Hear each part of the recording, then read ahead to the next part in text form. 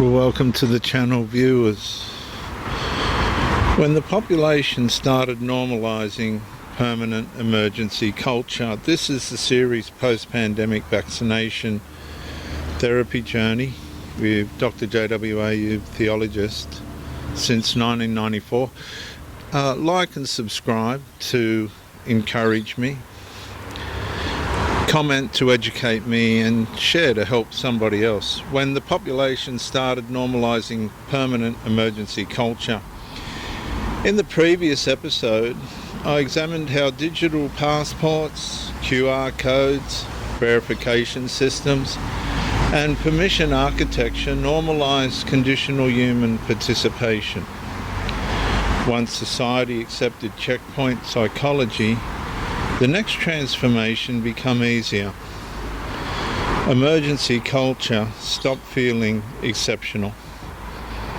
And at first, the emergency had a boundary, a beginning, a reason, a justification, a public explanation.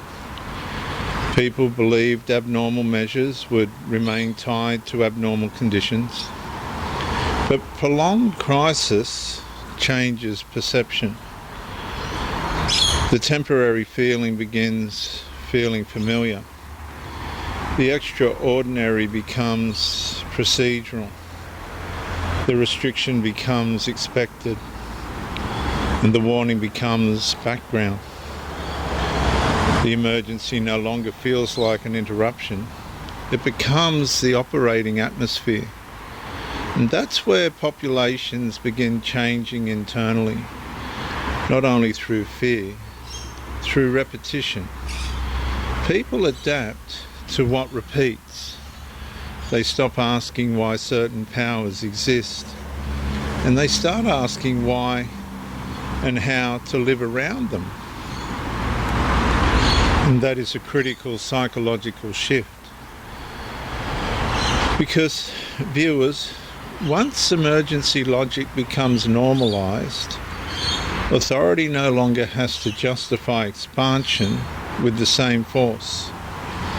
The population has already been trained to expect interruption, expect warning, expect restriction, to expect surveillance, expect institutional instruction, and expect behavioural correction. Expect the ordinary life may be suspended again if declared necessary. And that anticipation changes the body. A person no longer rests inside social stability. They live inside conditional expectation, waiting for the next announcement, the next alert, the next rule, the next variant, the next restriction, the next institutional message telling them what ordinary life is permitted to be this week. And beneath that waiting, something deeply human begins eroding. Confidence, continuity, future imagination, civil courage, private initiative. Families stop planning freely, business hesitate, churches become cautious, workers stay guarded, children absorb uncertainty, communities become easier to manage because hope itself has become conditional. And this is how soft totalitarianism systems gain psychological depth, D-E-P-T-H, depth. Not by keeping everyone terrified at maximum intensity forever. That would exhaust the system too quickly. Instead, they train populations into adaptive uncertainty. Enough fear to comply, enough relief to continue, enough interpretation to destabilize, enough normality to prevent revolt. And the person learns to function inside managed instability, and that is not freedom. It is conditioned endurance. Many people now carry that residue. They may not say it politically. They may not call it trauma, but their bodies remember the pattern. Rules can return.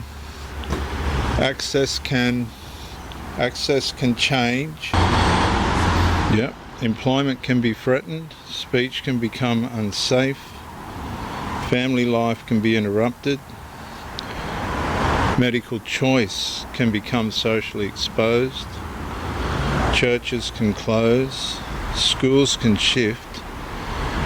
And travel can disappear.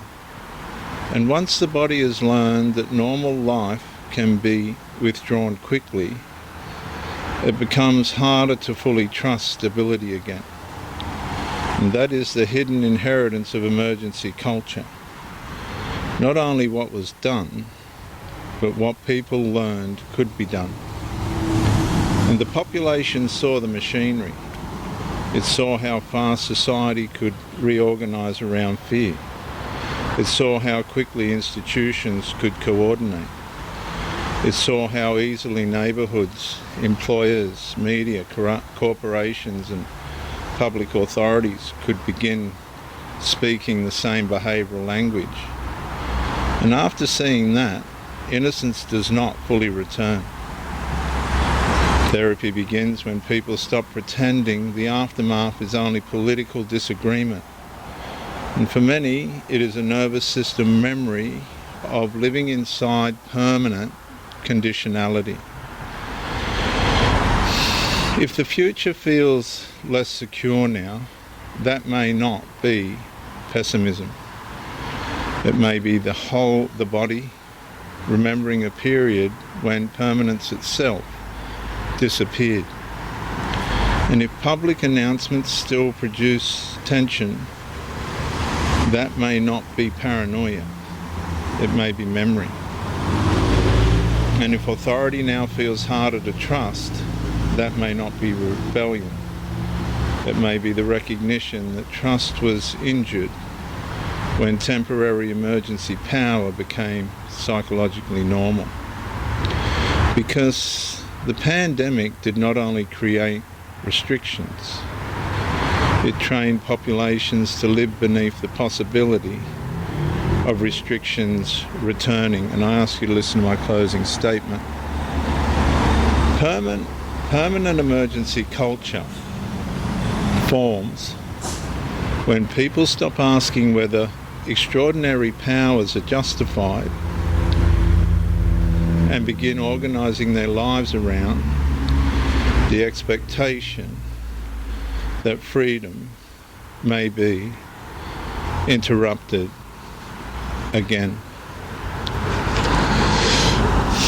I'm Dr. J.W.A., theologist, Central Coast, New South Wales, Australia.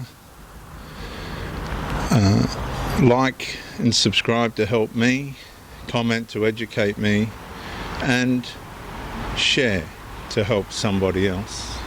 I'll see you in the next episode, which will be the second last episode of this series, when trust did not return after the rules ended.